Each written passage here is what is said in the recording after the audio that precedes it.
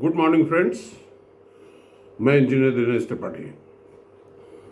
दोस्तों, अगर आप पिछले कई सालों से आईएएस में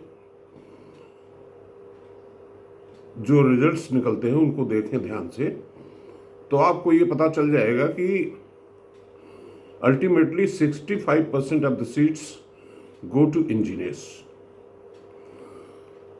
अब जरा सोचिए कि मान लेते हैं कि साल भर में 1000 सीट है आईएएस की, तो उसमें 65% तो इंजीनियर्स को चला गया। ये पिछले 7-8 सालों का एवरेज बता रहा है। अब बची कितनी सीटें? 350 बची 1000 में।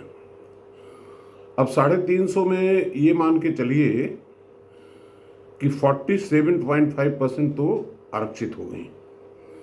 15% SC, 7.5% ST, 25% OBC, economically weaker section को 10%, यानी कि 47.5।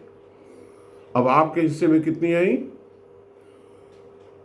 अगर आप सामान्य श्रेणी के हैं और नॉन इंजीनियर हैं तो आपकी श्रेणी में कुल सीटें आती हैं 183, टू बी मोर प्रिसाइज। अब सपोज कीजिए कि 10 लाख आदमी आप परीक्षा दे रहे हो, तो आपकी क्या प्रोबेबिलिटी है? 183 divided by 10 lakhs, that means 0.0183%, less than 0.02%।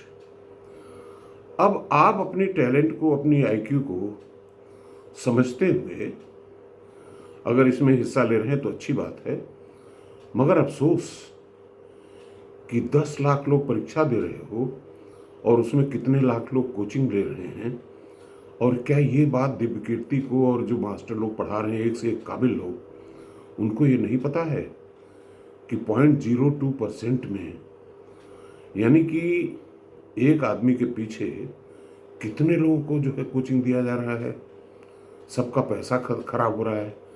और पैसे को छोड़िए, 10 साल का आपका वक्त निकल जा रहा है इसमें, जो जीवन का सबसे सुनहरा मौका था, जिसमें आप कुछ और चैप्टर जोड़ सकते थे।